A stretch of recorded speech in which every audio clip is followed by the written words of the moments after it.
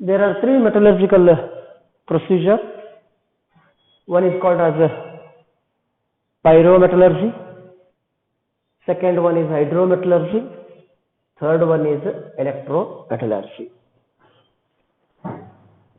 These three methods are mainly based on the nature of the ore.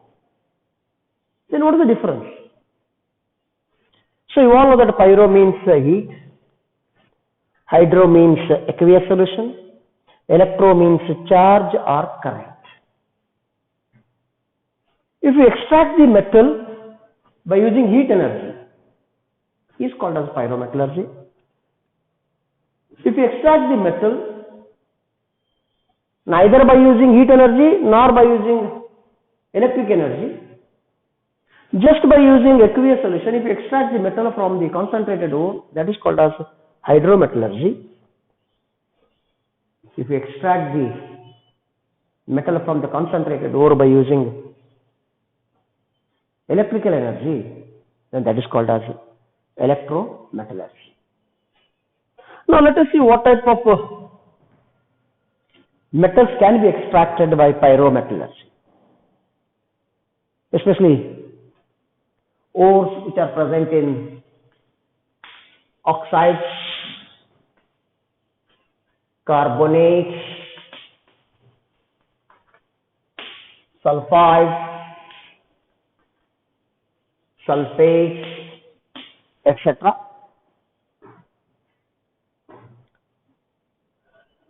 Such metals can be extracted by pyrometallurgy. Means metals which are in the form of oxides, carbonates, sulfides, sulfates, etc. If you extract the metal from its concentrated ore by using heat energy, then that is called as pyrometallurgy.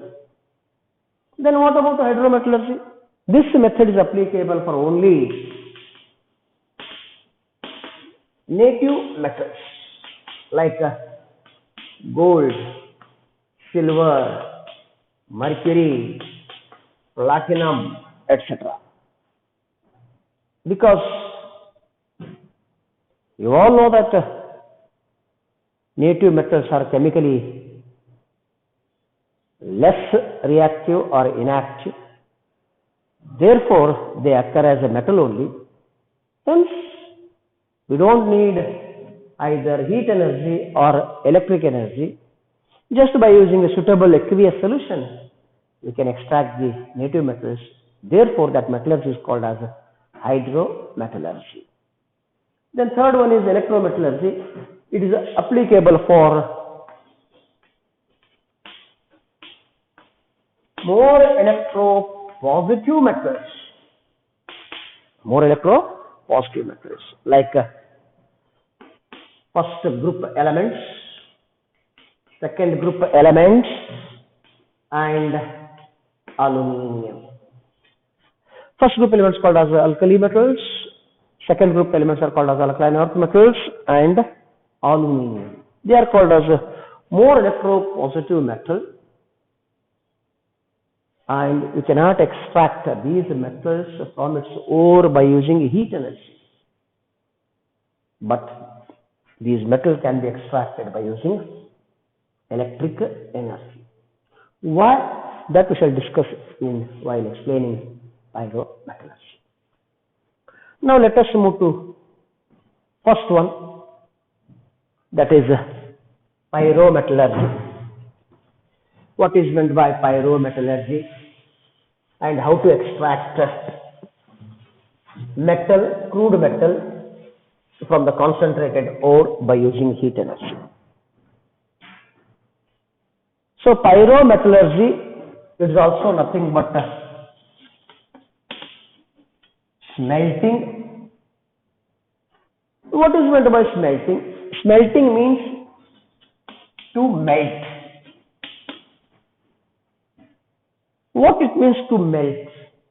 Very simple. Heating the concentrated ore to high temperature using suitable reducing agent and a small amount of flux. This process is called as a smelting. There are two questions arises. One, why you have to use reducing agent? The second question, why you have to use flux? Because during chemical methods of concentration, we converted any form of ore into oxide form. Therefore, metal oxide should be get reduced to metal by using suitable reducing agent. By using suitable reducing agent. Immediate question arises. What type of reducing agent should be used? So we'll get the answer later on. But second, why you have to use a flux? Because still the ore contains some gangue particles. Hence, during extraction of crude metal, the remaining gangue should be removed. Hence, we are using a small amount of flux. So, smelting is nothing but heating the concentrated ore to high temperature using a suitable reducing agent and a small amount of flux. I already explained why you have to use reducing agent, why you have to use flux. Another question arises, why you have to heat to very high temperature? So to explain the answer for these three questions, we need a physico-chemical concept called as Ellingham diagram. Now let us discuss what is meant by Ellingham diagram.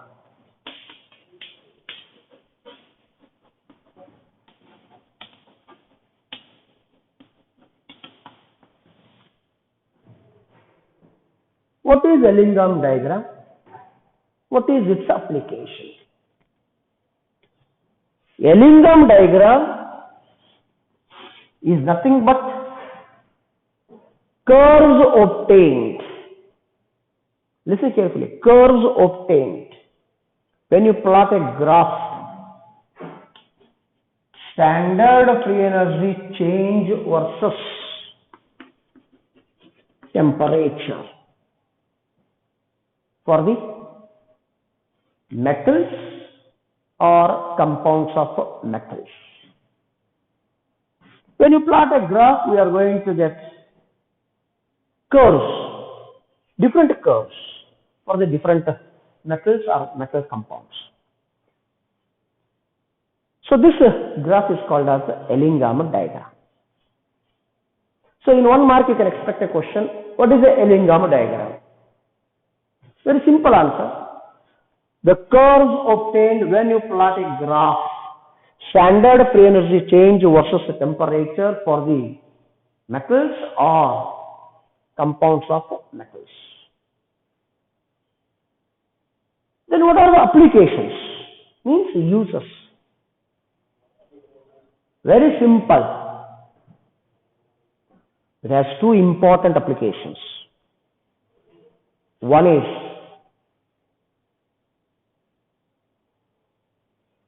how best you can convert stable compounds of metal into unstable compounds of metal. Then why you have to make it unstable? It is easy to reduce metal oxide to metal. Therefore, we have to heat the concentrated ore to high temperature. Why? Because you can convert stable metal oxide to unstable metal oxide. That can be explained with the help of Ellingham diagram later on. Now, second application, we can select the reducing agent for the reduction of metal oxides. Hence,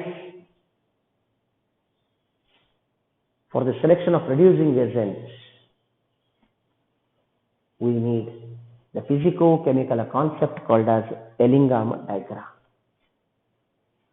Now let us take a few examples.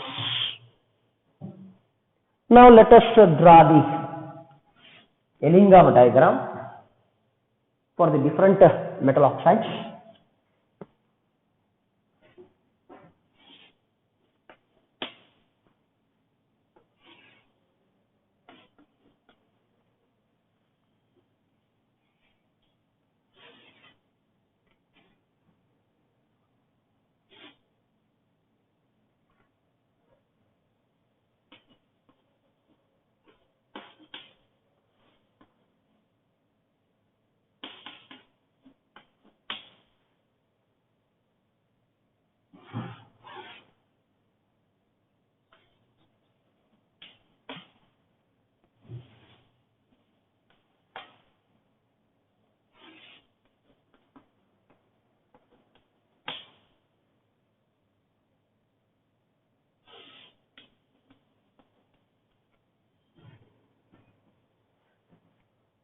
This is the Ellingham diagram for the few metal oxides. Now, with this Ellingham diagram, we can justify that except carbon monoxide curve, all the curve moves in the upward direction. It means as the temperature increases, standard free energy change value increases and stability decreases. Just as here, silver oxide curve, mercury oxide curve, chromium oxide curve, iron oxide curve, then even calcium oxide, magnesium oxide curve, etc. All curves moves in the upward direction. It means as the temperature increases, standard free energy change value increases and stability decreases. Hence, in every pyrometallurgy, the concentrated ore should be heated to very high temperature. This is one of the reasons why the concentrated ore is heated to high temperature. Then second, what type of reducing agent should be used? That can also be studied with the help of Ellingham diagram. How, sir? It is very simple. We all know that coke is the common industrial reducing agent. Now, whether you have to use coke as a reducing agent or carbon monoxide as a reducing agent, at what temperature you have to use, etc. For all these questions, you can get the answer with the help of Ellingham diagram itself. Now let us draw the Ellingham diagram for the carbon. Usually, it undergoes a pre-oxidation process. One, carbon to carbon dioxide.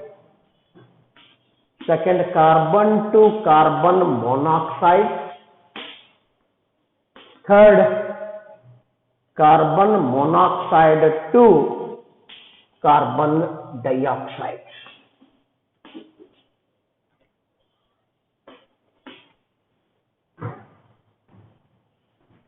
These are the three oxidation process. One is carbon to carbon dioxide.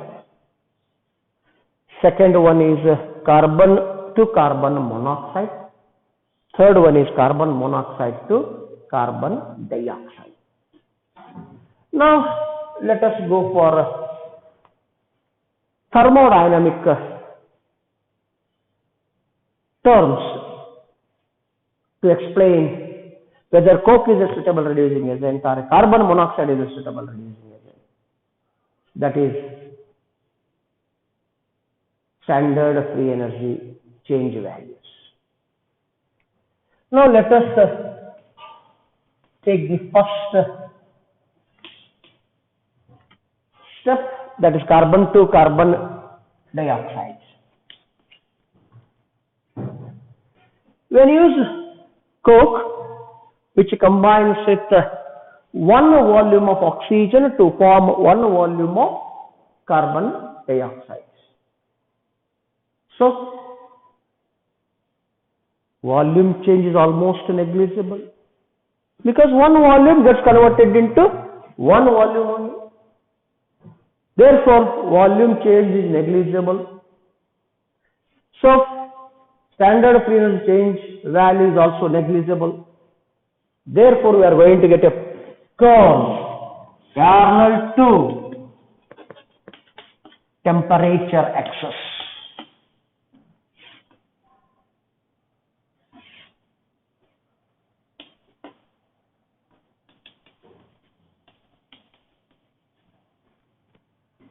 Means during metallurgy, during pyrometallurgy, if coke is used as a reducing agent, it will never end with carbon dioxide. Remember very well, because one volume of oxygen or air combines with coke to form one volume of carbon dioxide. So volume change is negligible, standard free energy change also negligible. Therefore, we are going to get a curve like this, parallel temperature. Hence, this reaction doesn't take place during the metallurgy. So next, second oxidation step, that is carbon to carbon monoxide. Now here coke combines with one volume of oxygen or air to form two volumes of carbon monoxide. So volume increases. When the volume increases, definitely standard free energy change value decreases. Therefore, we are going to get a curve with a negative slope. Means it moves in the downward direction. That is 2C plus O2 gives rise to 2CO2.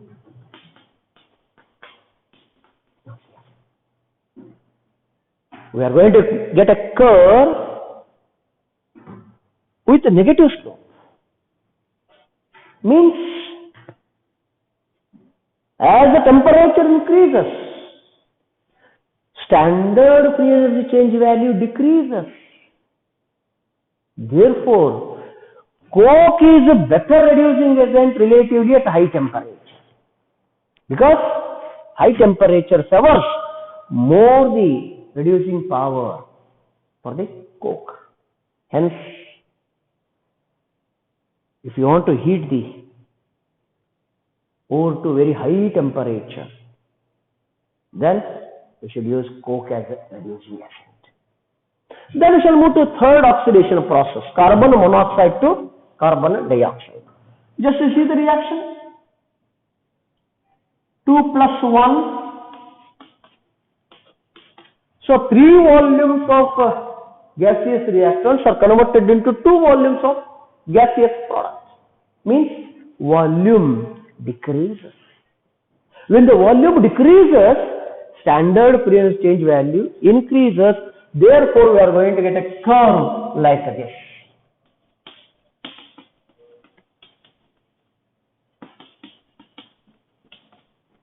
Means a curve with a positive slope. What it means? It means as the temperature increases, standard free energy change value also increases. and efficiency of carbon monoxide as a reducing agent decreases. Therefore, carbon monoxide is a suitable reducing agent at lower temperature. At lower temperature means what, sir? Just to see the graph, the intersect of the curves takes place at 310 degrees Celsius. That itself indicates that below 310 degrees Celsius, carbon monoxide is a better reducing agent, and above 310 degrees Celsius, coke is the better reducing agent. Hence, in case of reduction of hematites, we are using carbon monoxide as a reducing agent. How? We shall discuss with another Eddington diagram. Then we can conclude what type of reducing agent should be used for the reduction of different metal oxides. This is the explanation about at what temperature coke should be used as a reducing agent, at what temperature carbon monoxide should be used as a reducing agent. Now we shall move to some examples whether coke should be used or carbon monoxide should be used to reduce the metal oxide. That we shall discuss in the next class.